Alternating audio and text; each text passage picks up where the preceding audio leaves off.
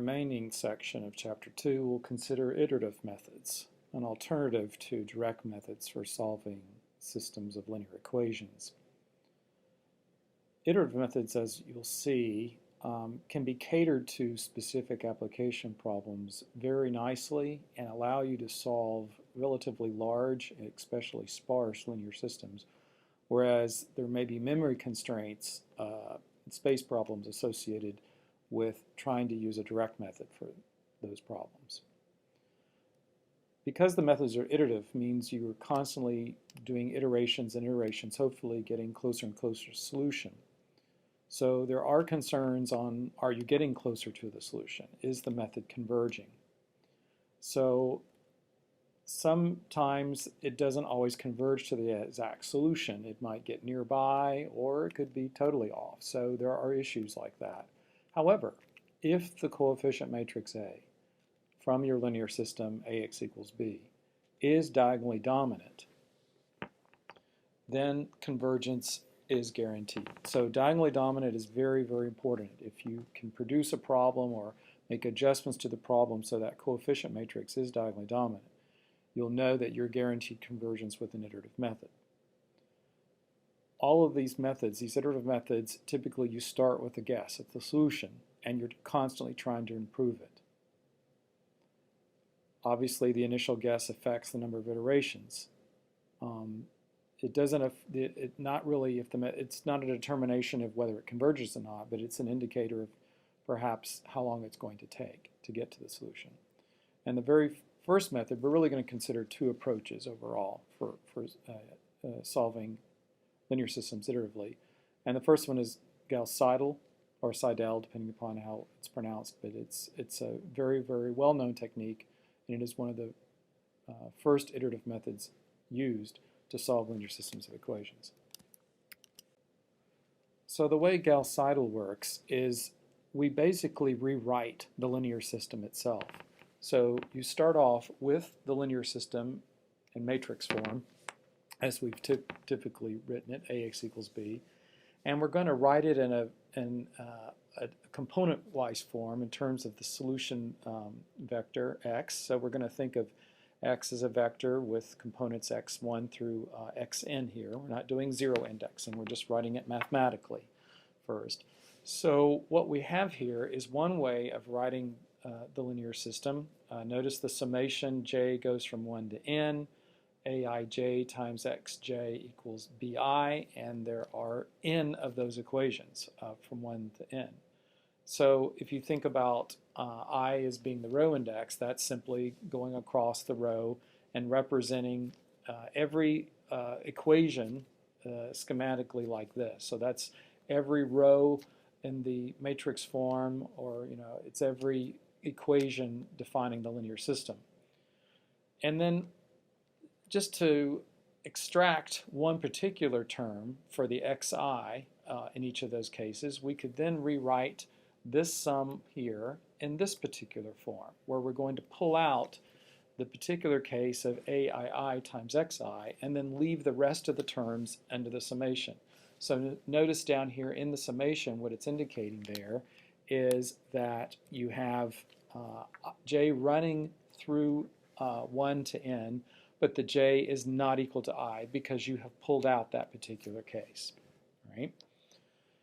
Then if you just do a little bit of algebraic solutions there, it's very simple to see that, well, if we were to solve for xi, the component, the ith component of the solution to the linear system, this is what we would have. We would have 1 over aii, or the ith diagonal element, divided into the difference between the right-hand side component bi plus the linear combination across the row of the other x components of x. So again, just a very simple manipulation. Nothing has changed in terms of representing the original system AX equals B. We're just representing how each component of the solution is related to the other elements of the solution vector and using components of the matrix A. So as indicated in the next slide, if we just take that particular representation of how one of the xi is related to all the xj's, you can devise an algorithm and this is the Gauss-Seidel algorithm. And what it's indicating is how we could get an improvement or an update to our ith component of the solution vector. So first of all, some notation. We have the subscripts here that indicate the position in the vector, the solution vector, xi, but in parentheses here, these are more like time indicators, time steps.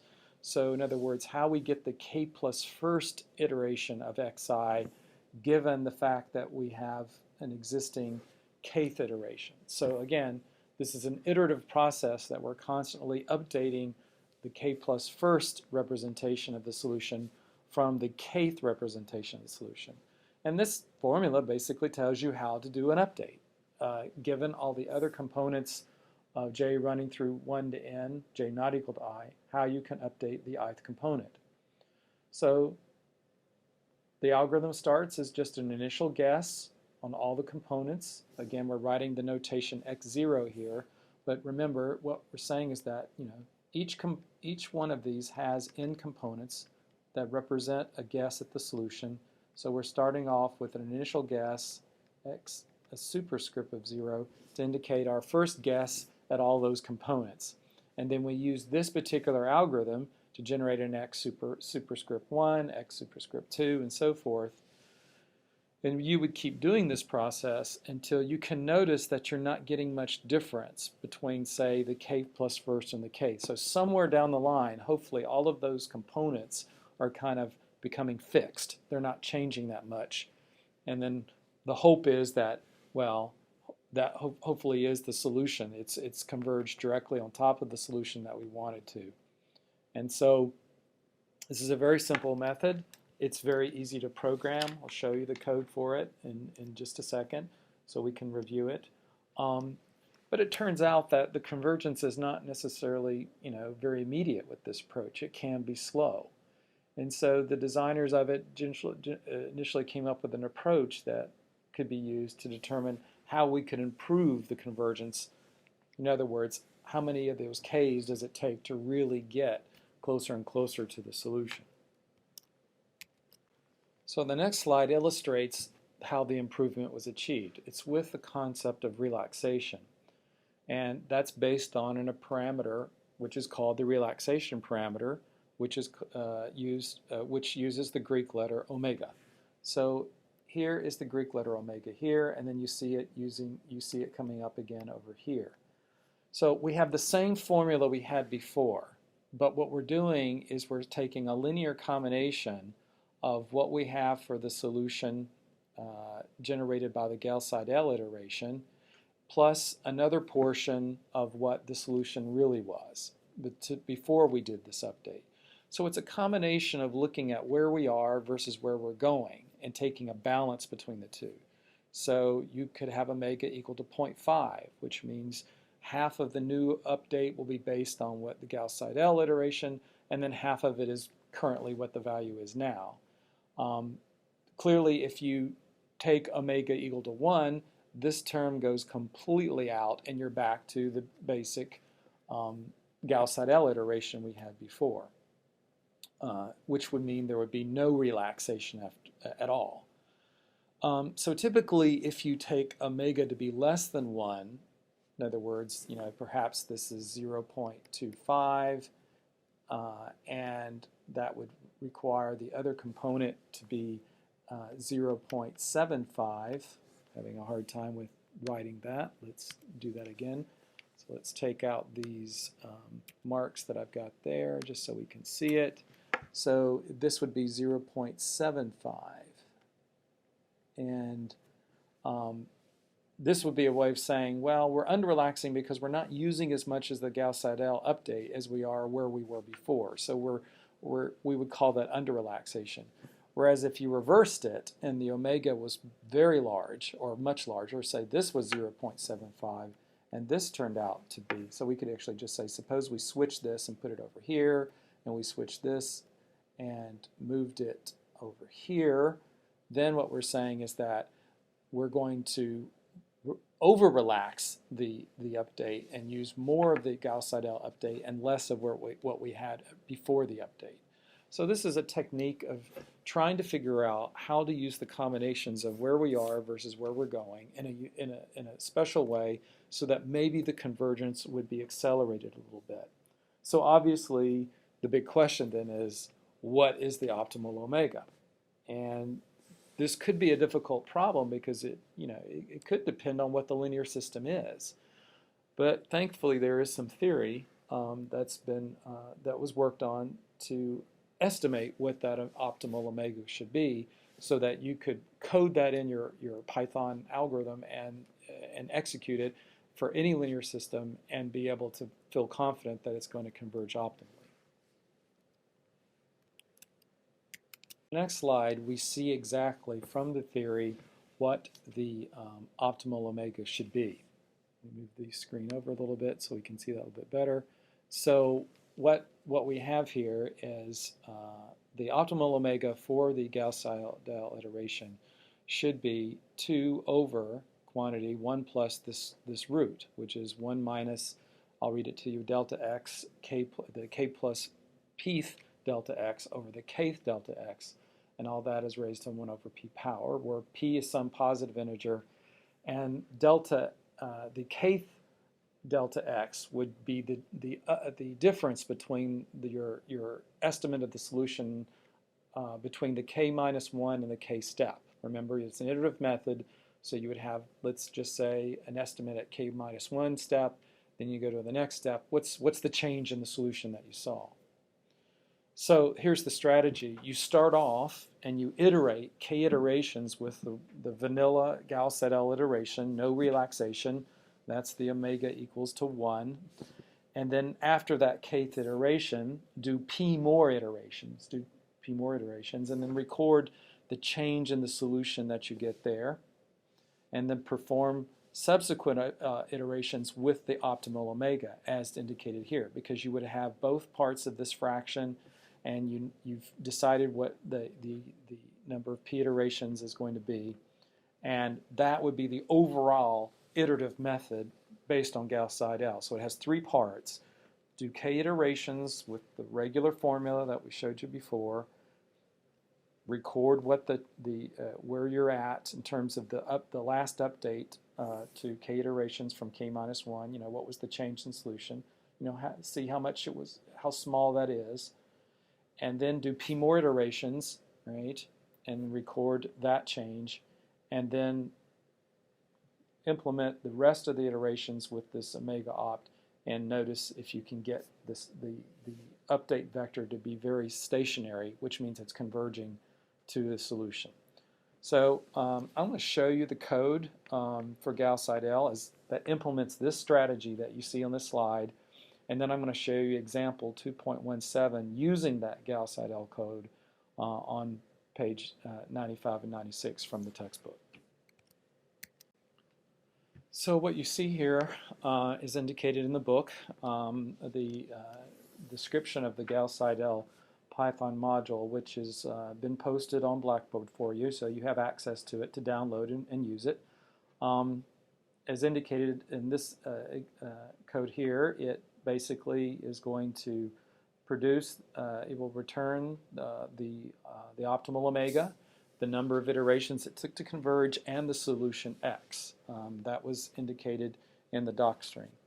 And then you'll notice that it's going to require a function called ITR-EQS, iteration equations, as well as an initial guess and then a tolerance of 10 to the minus 9. And we'll see how they're used inside the code.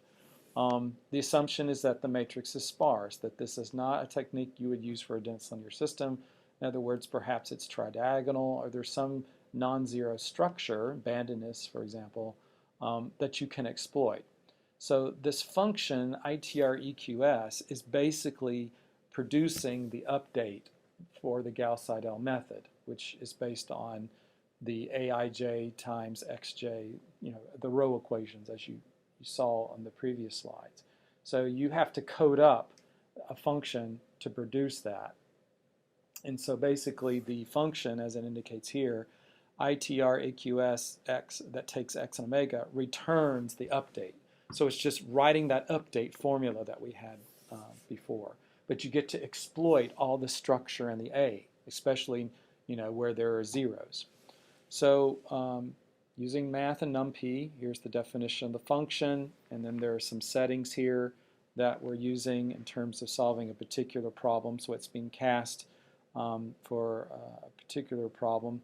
You notice that it's going to set omega equal to 1 to start with. We're going to use the vanilla Gauss-Seidel method, and we're going to do k iterations up front with the k equals to 10, and then we're going to do one more after the k, and that's going to be set p equals to 1. So this is just specifying exactly how someone wants to do the Gauss-Seidel strategy. You could argue that, well, maybe those parameters should have been passed into the function. Certainly could have been, but for now it's fine just to get a sense of a strategy and how it's implemented. One thing you'll notice is that the iteration, the outer iteration for loop here, isn't going to go more than 500 iterations based on this range function. So there's sort of a hard coding of convergence here that if this thing doesn't converge in 500, I'm stopping. I'm not going to allow this function to iterate indefinitely when it can't get to the solution. This is one aspect of iterative methods that you have to think about, that you can't always rely on the method convergence, stabilizing, that update, the difference between the iterates becomes so small you can terminate. It may not. It may oscillate and never get anywhere. And so you got to have a second check here, something to catch it and print out that, you didn't converge after so many iterations. So starts off with making a copy of the initial guess that goes into this other vector x old. So again, we're making a copy of what the user's guess is going to be, and then we do the update. So this very simple call here, which doesn't look like much, is actually a function that has to return the update. And I'll show you in the example 2.17 in just a minute of how that's got to be coded, because it doesn't look very this doesn't look very complicated at this point, but it does take some time. That if this is not coded right, then you're not probably solving the problem that you meant to solve. And then here's the delta x, just saying what's the difference between the solution update and where you were, and this is just using the dot product. It's the square root of that. So we're looking at the norm, the two norm difference of the update versus where you started from. And then the tolerance is used to determine convergence, that if that difference between xk and xk minus 1 in terms of the two norm between those updates is if it's less than 10 to the minus 9, we're going to say we're done. Again, that could be adjusted depending upon how accurate you want the solution to be. And it returns the solution that you've asked for.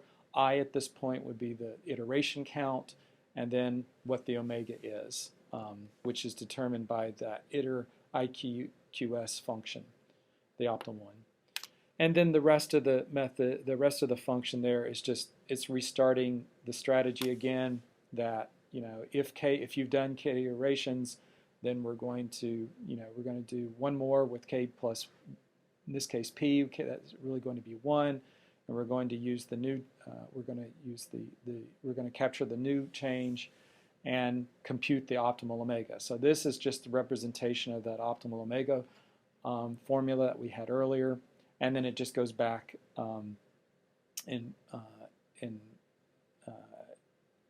continues the for loop. Right. Keep in mind how the scope in Python works. This will just keep iterating until you can get convergence. Right. So and it's beyond k plus 1.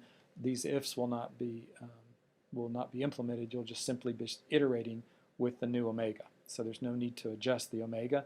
Once you've got to the optimal omega, you just keep iterating with your iter EQS until this thing converges. Or if it gets down out of this for loop and it has not converged, in other words, this tolerance here has not been satisfied, then you would print out it failed to converge. And maybe it would have been nice to change that to say failed to converge in 500 iterations. So on pages 95 and 96, there's in the textbook, you'll notice the example 2.17 or 17 is an illustration of how to use Gauss-Seidel on a linear system that is sparse. And I'm going to show you the code from the book, and then I'm actually going to run the code for you so you can see it running, and we can make sure that it's consistent. So clearly this matrix isn't dense. You see lots of zeros. In fact, if you look very carefully, you can see that it has 1, 2, 3, 4, 5 diagonals if you count the very ends here. These ones that are occurring at the very end, that one as well as this one. But for the most part, all the elements are 0 except going down these 3 main diagonals. Okay, and the exact solution is known, and this can be coded up. This system is generic for any size n. So the idea is to write a program to solve this generic system where the main diagonal is 2, the off diagonals are -1, and these final positions, the corners is just a 1 for any size n. And what you have to do is write down what the Gauss-Seidel iteration update will look like for your ITR EQS function, because that's all that previous Gauss-Seidel module needs to understand. It just needs an initial guess and how do you do the update. So if you just go back to the equation, the point is to say, well, how do I write the update? Well, again, notice each of the terms down here uses 1 minus omega what it was before, 1 minus, each of the cases here, so that's easy. So how do we use the current matrix to get an update? Remember, and I don't use I pull out the component I'm writing the update for away from the other parts. And so what happens here is when I want to update omega 1, I use, x1, I have to use x2 as well as xn and so forth and so on. So why is that? Because if you come up to this very first row, right, and I pull x1 out, this 2 coefficient goes with x1, the -1 goes with x2, and then everything else is 0 except for that 1. So if you just thought of like take the inner product of this row and this representation of the solution, then all the other, once you've factored out the x1 part, all that's going to be left is, this case it's going to be a negative x2 plus an xn, but we'll pull them over to the other side, we'll divide by 2, and then multiply that by omega. So that's how this equation is formed. Again, if you do the same thing in general for all the rest of the elements, it's going to have a representation illustrated here for the xi case, and then here's a representation for the xn case. Again, how do you get this? Just the inner product of a row with the solution vector, but pull out the ith component that you're solving for, divide through by any coefficient on that diagonal term, which is always going to be 2 in this case, and that represents how to do an update. That's what that's the Gauss-Seidel method. If we go ahead and look at the code, then again, the call to Gauss-Seidel is fairly simple. This is very simple down here to call Gauss-Seidel. This is generic. We can ask it for the number of iterations, the relaxation factor omega, what the solution x is, and so forth. But you have to code up the ITR EQS. And how do you code it up? Well, what you just wrote down is how to do the update of the components based on what the matrix is. So clearly, these formulas right here for every update of a solution component depends on what the matrix is. The sparser it is, the less number of components you're going to have here times the omega. But if I start filling in a few diagonals, this equation is going to get a little bit longer, involve more of the x's. Okay, so we're really exploiting this pentadiagonal matrix very nicely in the ITRQS. So this is just a Python representation of what you just wrote. And this is why Python's a really nice language in scientific computing, because these the formulas, you can pretty much see them written in Python, except of course we have a for loop to handle all the other cases besides the initial case, right? And again, don't forget the continuation parameter if we can't fit everything on a line. So this is just, again, the function that represents how you do an update of every solution component according to the Gauss-Seidel formula. And so the output of the code is indicated here in the book for you that the number of equations is 20, the number of iterations it takes is 259, and that the optimal relaxation factor is certainly bigger than 1, so that means it would do over relaxation, not under, is 1.705 and so forth. And then there's the solution, and for the most part it matches exactly what expected, but of course there's a little round-off error. That's not exactly going to be negative a half. It's negative 0.49999 almost. Okay, and similar, that's not quite 0 there, but again, close enough for the solution, and takes a lot less memory than it would have taken to use LU or Gauss elimination. So in this window you see the example 2.17 Python code, which I have provided for you on Blackboard. Pretty much matches what you saw in the book, and you can see the nice formatting of the function ITR EQS for this particular linear system, sparse linear system. Also notice I'm doing a try except block here. The try is to execute the Gauss-Seidel iteration, and the except is, you know, a type error, which means if it failed, at least I would be able to print out that it failed after 500 iterations. At least it executed 500 iterations and did not converge. So, so what I thought was just go ahead and execute the code. Again, I had the Python path available in it, so if we just execute it, then what we can do is just try the same equations that the book had, 20 iterations, and again, if you go back to what we just saw in the book, and we're formatting the output we get, the number of iterations is 259. Remember the relaxation, it was over-relaxed with about 1.705, and there's the solution. And you could ask, well, let's run it again. If we run it again and actually try a different number of equations, let's go down to 10. So we were at 10 equations. So again, you can describe that same linear system, but you just don't have as many elements in the matrix because it's the diagonals wouldn't be as long. There'd only be 10 elements long on the diagonal with all those 2's. And you can see that it would only take 180 equations. The relaxation factor would drop a little bit, and there's what the solution is. And again, you could do this again. If we ran it again, so what if it was a really small system, like 5? Again, the number of iterations to converge drops, and the relaxation that's required is dropping as well, and then you get actually an exact solution match to what it should be. Just out of curiosity, we could go the other direction. What if you solved a larger system? Then what you're seeing is that the relaxation gets a little bit larger. The number of iterations, it takes 435 iterations to converge. The solution is fine for the 10 to the 9 accuracy that we were asking for. But you can see we're getting really close to the bound on the iteration. So let's be evil and do it again, and maybe do 50 equations and kablam. So that just says the method did not converge in 500 iterations. Either you'd have to have a better initial guess at the solution, and let's go back to the code to look at that. If we remember, we have to start with a guess for the solution, and if we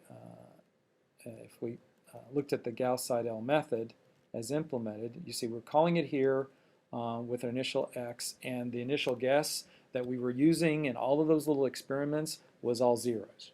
So one could perhaps try different initial guesses to see if it would converge in less than 500. The more you know about the solution ahead of time, the better off these methods are going to converge. So it's good that if you have knowledge about the problem, a good initial estimate, you just need to get it refined. These are the perfect methods for that.